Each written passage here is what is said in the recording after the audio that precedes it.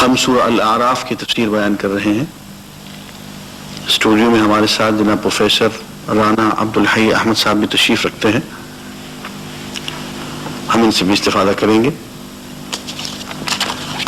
ارشاد ربانی ہے: یا بنی آدم قد انزلنا علیکم لباسا یواری سوآتکم وریشا ولباس التقوی ذلک خیر ذلک من آیات اللہ لعلہم یذکرون. اے بنی آدم، ہم نے تمہارے لیے لباس اتارا ہے جو تمہارے جسم کو اور جسم کے شرم و حیا کی جگہوں کو ڈھانپتا ہے، اور یہ لباس تمہارے لیے آرائش بھی ہے اور گرمی و سردی سے حفاظت بھی. لیکن تقوی کا لباس اچھا لباس ہے. یہ اللہ کی نشانیوں میں سے ہے تاکہ تم نصیحت حاصل کر سکو. لباس یہ اللہ کی نعمت ہے اور یہ ہماری ایجاد نہیں ہے. جیسے کہ گزشتہ درس میں آپ نے سنا کہ اللہ تعالیٰ نے جنت میں انسان کو، سیدنا آدم کو اور حوا کو علیہ السلام شاہی پوشاک عطا فرمائی تھی. وہ جنت میں لباس پہنے ہوئے تھے.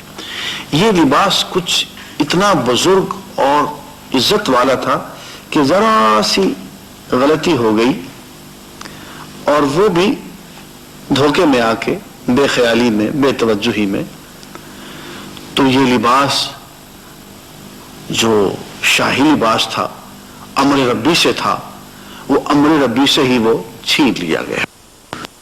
اور پھر سیدنا آدم کو ضرورت پڑی کہ درخت کے پتوں سے ادھر سے ادھر سے اپنے جسم کو ڈھانپے. یہاں سے یہ معلوم ہوا کہ یہ جسم کو ڈھانپنا، ستر پوشی، یہ انسان کے اندر ایک پوشیدہ فطری جذبہ ہے. اور اس دنیا میں بھی آنے کے بعد انسان کو یہ لباس ہر شکل میں کہیں نہ کہیں اختیار کرنا پڑا. دنیا کے کسی علاقے میں چلے جائیے، افریقہ میں چلے جائیے، انسان تعلیم یافتہ ہو، تعلیم یافتہ نہ ہو، تہذیب یافتہ ہو، تہذیب یافتہ نہ ہو، وہ اپنے جسم کو بہرحال ڈھانپتا ہے، اور جسم کے اس حصے کو تو ہر حال میں ڈھانپتا ہے جو اس کے حیا اور شرم کی جگہ ہے. لگتا ہے یوں کہ یہ انسان کی فطرت ہے کہ وہ اپنے آپ کو ڈھانپے. اللہ تعالیٰ فرماتے ہیں کہ ہاں اپنے آپ کو ڈھانپو، لیکن وہ لباس جو تقوی کا لباس ہے، وہ اوڑھنا جو تقوی کا اوڑھنا ہے، وہ بہتر ہے.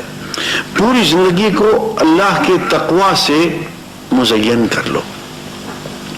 لباس و تقوی سے مراد یہاں تقوی کا لباس بھی ہو سکتا ہے کہ وہ لباس جس میں کہ انسان اپنے آپ کو پردہ پوشی کرے، خوبصورت لباس ہو اور اپنی ستر پوشی کرے. لیکن یہاں معنوی طور پہ اس سے یہ بھی مراد ہو سکتا ہے کہ انسان پوری کی پوری زندگی میں تقوی اختیار کر لے. اور فرمایا یہ اللہ کی نشانیوں میں سے اور احکام میں سے ہے. اے کاش تم اسے سمجھ سکو اور اس سے نصیحت حاصل کرو. یہاں ایک بات سے متنبہ کیا کہ یا بنی آدم، اے آدم کی اولاد، لا یفتننکم الشیطان، شیطان تمہیں پھر نہ فتنے میں ڈال دے، کما اخرج ابویکم من الجنہ، جس طرح سے اس نے تمہارے والدین کو جنت سے نکلوایا تھا. ینزع عنہما لباسہما، اور ان کا لباس اتروا دیا تھا، لیریہما سوآتہما، تاکہ ان کے جسم کے جو شرم و حیا کے حصے ہیں وہ ان کو ظاہر کر دے اور دکھوا دے، لوگوں کے سامنے ان کو برہنہ کر دے. انہ یراکم، ہوا وقبیلہ، وہ اور اس کا قبیلہ تمہیں دیکھتا ہے، من حیث لا ترونہم، اس طرح سے کہ تم ان کو نہیں دیکھ سکتے. انا جعلنا الشیاطین، ہم نے شیطانوں کو بنا دیا ہے اولیاء، دوست، سرپرست، للذین لا یؤمنون، ان لوگوں کے لیے جو کہ ایمان نہیں رکھتے. ناظرین، یہاں ایک عجیب و غریب بات کہی گئی کہ شیطان نے سب سے پہلے جس فتنے میں انسان کو ڈالا وہ ایسی چال چلی کہ انسان کا لباس اتر گیا. انسان برہنہ ہو گیا، اس کی ستر پوشی جاتی رہی. فرمایا کہ کہیں اس فتنے میں پھر سے تمہیں مبتلا نہ کر دے. اور اس کا جو حملہ ہوتا ہے وہ کچھ اس طرح کا ہوتا ہے کہ وہ انسان کو بے پردہ کر دیتا ہے. اب دیکھ لیجئے کہ جدید تہذیب جو ہے، جو شیطان کے چنگل میں پھنسی ہوئی ہے، اس میں سب سے زیادہ جو چیز نمایاں ہے وہ برہنگی ہے. غالب بھی کہتا ہے کہ ڈھانپا کفن نے داغے عیوب برہنگی، میں ورنہ ہر لباس میں ننگے وجود تھا. انسان کو وہ ننگے وجود بنا دیتا ہے. تو انسان باپرد رہے، ستر پوش رہے، با حیا رہے، با شرم رہے، یہ شیطان کو یہ بات کھلتی ہے. شیطان کا سب سے پہلا حملہ انسان پہ یہ ہوتا ہے کہ وہ اس کے کپڑے اتار دے، اس کے لباس کو، اگر انسان لباس پہنے بھی تو ایسا بنا دے کہ پہنے ہوئے بھی وہ ننگا نظر آئے. حضور اکرم صلی اللہ علیہ وسلم نے ارشاد فرمایا کہ اللہ تعالیٰ ان لوگوں پہ، ان عورتوں پہ لعنت بھیجتا ہے جو کپڑے پہننے کے باوجود ننگی ہوتی ہیں. تو آپ مغرب میں جا کے دیکھیے کہ خواتین کا لباس اس حد تک عریاں ہو گیا ہے کہ کپڑا پہننا نہ پہننا اب تقریباً برابر سرابر ہو کے رہ گیا ہے. کپڑا پہنے بغیر وہ عاریات ہیں، وہ برہنہ ہیں. فرمایا کہ اس سے بچو، یہ شیطان کا ایک فتنہ ہے، اور اس فتنے سے وہ سماج کے اندر، معاشرے کے اندر، انسان اور انسان کے اندر حیوانگی، درندگی اور آپس کی نفرت اور دشمنی پیدا کر دیتا ہے. میں جناب پروفیسر رانا عبدالحی احمد صاحب کی خدمت میں عرض کروں گا کہ امتوں کو اللہ تعالیٰ جو موقع عطا فرماتا ہے، فرصت عطا فرماتا ہے سنبھلنے کی، اس کے بارے میں کچھ ارشاد فرمائیں کہ آگے ایک آیت آ رہی ہے لِكُلِّ أُمَّةٍ وَلِكُلِّ أُمَّةٍ أَجَلٌ فَإِذَا جَاءَ أَجَلُهُمْ لَا يَسْتَأْخِرُونَ سَاعَةً وَلَا يَسْتَقْدِمُونَ. اس آیت کی تفسیر بیان فرمائیں. جناب، اس آیت مبارکہ میں ارشاد ہے کہ ہر گروہ کو ایک موقع دیا گیا ہے، اور اس موقع کا جب خاتمہ ہو جائے گا، وہ مہلت ختم ہو جائے گی، تو پھر نہ تاخیر ہو سکے گی اور نہ جلدی.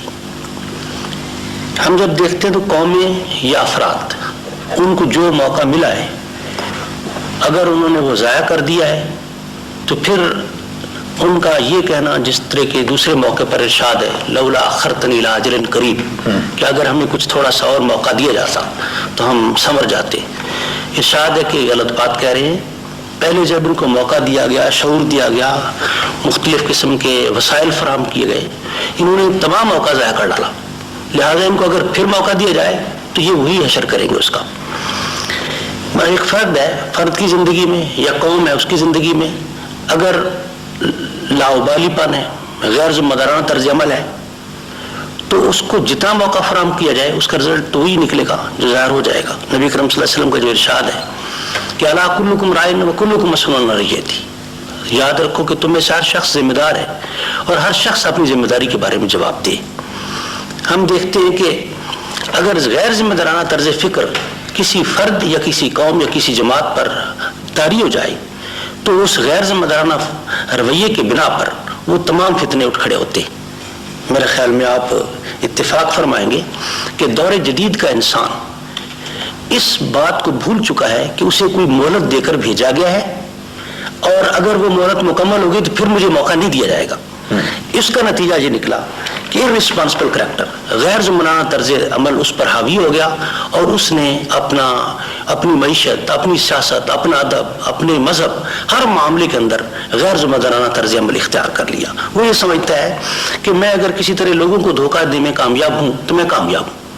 اس نے اس ہستی کو نظر انداز کر دیا ہے جو ہستی اپنے قدرتوں کے ساتھ انسان کو اس نے پیدا کیا، اسے سب کچھ دیا، اور اس کے بعد اس نے چھپ کر اس کو موقع فراہم کیا کہ ٹھیک ہے اب آپ یہ کام کیجئے.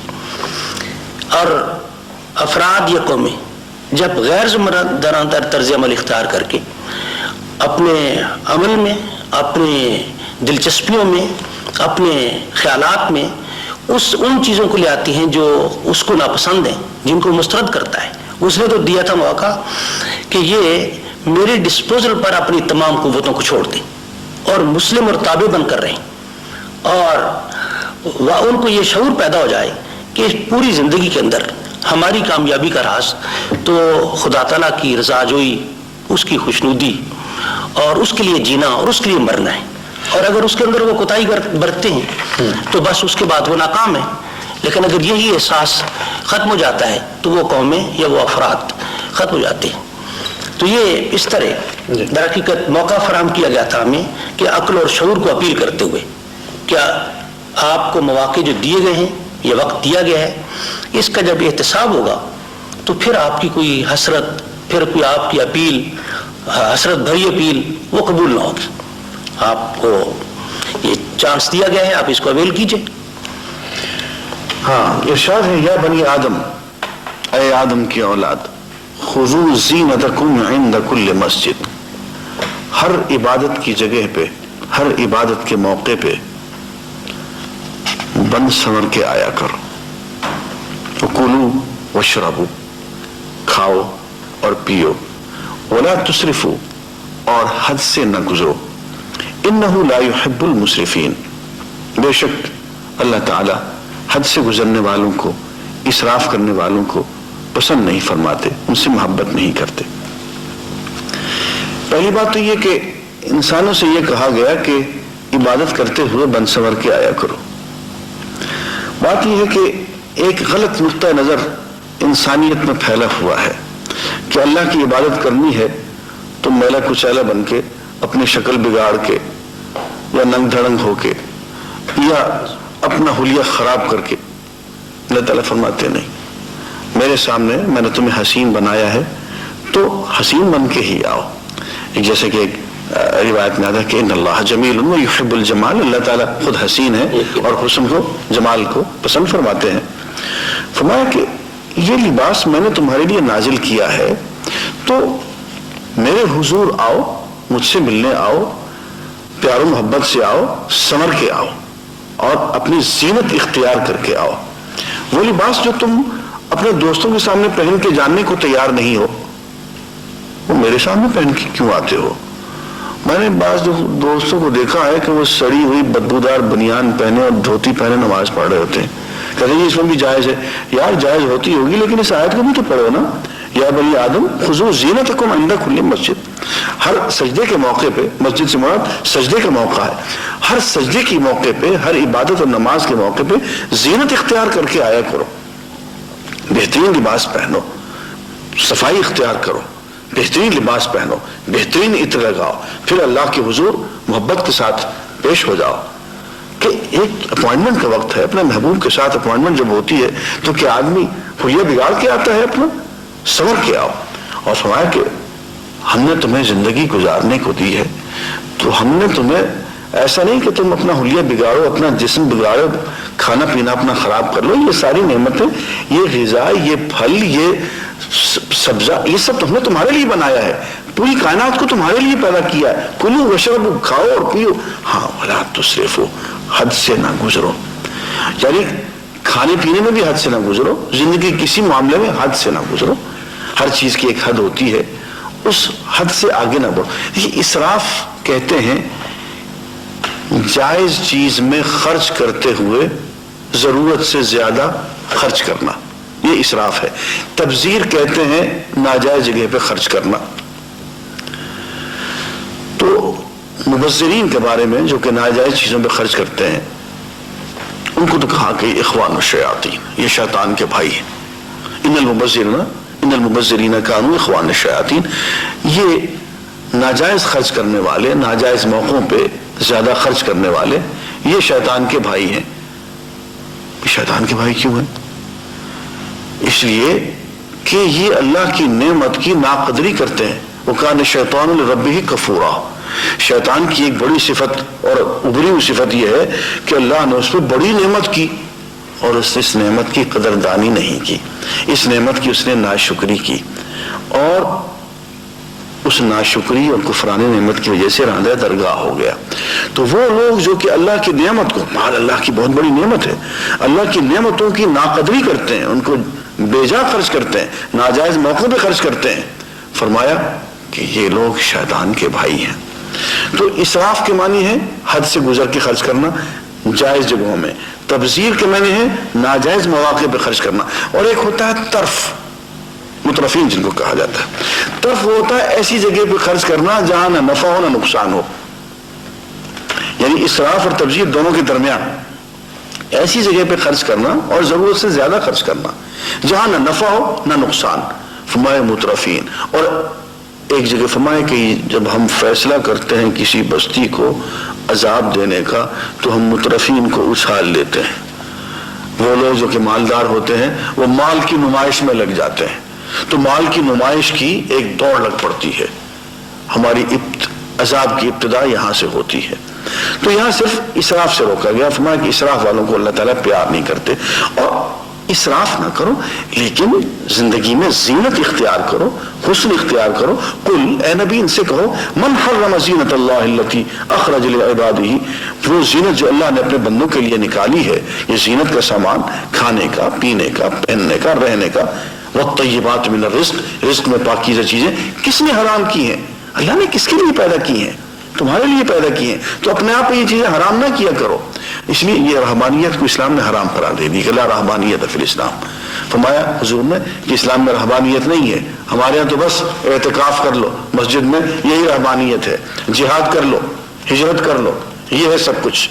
گھر کو نہیں چھوڑنا، گھر بار کو نہیں چھوڑ، اسی دنیا میں رہتے ہوئے اللہ والے بننا ہے. قل ہی للذین آمنوا فی الحیات الدنیا، اے نبی صلی اللہ علیہ وسلم ان سے کہہ دو کہ یہ ساری نعمتیں ان لوگوں کے لیے ہیں جو اس دنیا کی زندگی میں ایمان لے آئے ہیں. یہ ساری نعمتیں ہم نے پیدا کر لی ہیں ایمان والوں کے لیے. اور باقی لوگ جو کھا رہے ہیں جن میں ایمان نہیں ہے ان کے طفیل کھا رہے ہیں. اگر یہ ایمان والے نہ ہوتے تو ہم ان کی نعمتیں بھی بند کر دیتے. خالصتاً یوم القیامہ، ہاں قیامت کے دن ہم خالصتاً اہل ایمان کو یہ نعمتیں دیں گے. رانا صاحب آپ ایک موضوع پہ میں جی چاہتا ہے کچھ ارشاد فرمائیں، اور وہ ہے کہ اللہ تعالیٰ نے ایک جگہ ارشاد فرمایا کہ والذین آمنوا وعملوا الصالحات لا نکلف نفسا الا وسعها. اس آیت کی تشریح فرمائے کہ یہ تکلیف سے کیا مراد ہے. یہاں پہ اللہ تعالیٰ ہر شخص کو اس کی وسعت کے مطابق تکلیف عطا فرماتا ہے.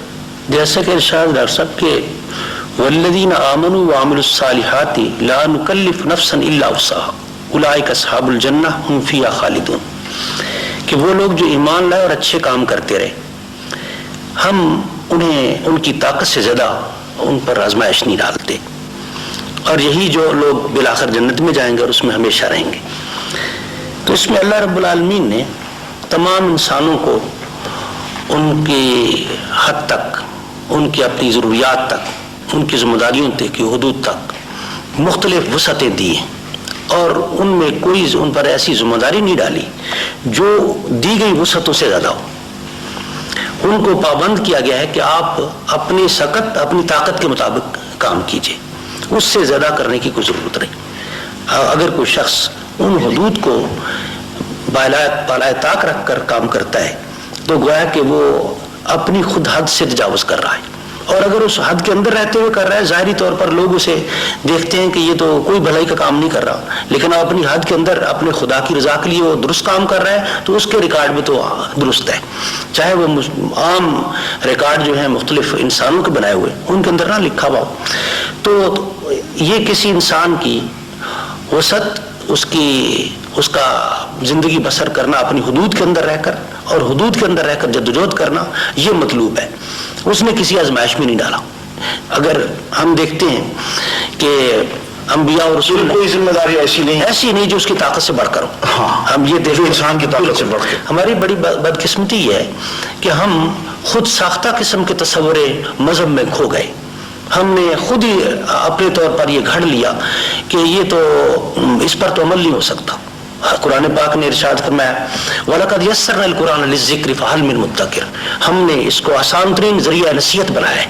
تو آسان ترین ذریعہ نصیحت تو وہی ہو سکتا ہے جو انسان کی استعداد، اس کی طاقت، اس کے مطابق اس سے تقاضا کرتا ہو. اور قرآن کی پوری تعلیم میں مثلا یہ بات بجائے خود یہ جملہ جو ہے ان والذین آمنوا وعملوا الصالحات، جو ایمان بھی لائیں اور اچھے کام بھی کرتے رہے، تو گویا کہ ان کی استعداد کے مطابق ان کو موقع دیا گیا، لہذا ان سے زیادہ تقاضا ہی کوئی نہیں۔ اب ایک مسلم کو یہ سوچنا چاہیے کہ جب ہماری طاقت سے بڑھ کر تقاضا ہی نہیں ہے تو ہمیں تو خوش دلی کے ساتھ اپنے فرائض کو سمجھنا اور اس کو بجا لانے کی کوشش کرنی چاہیے۔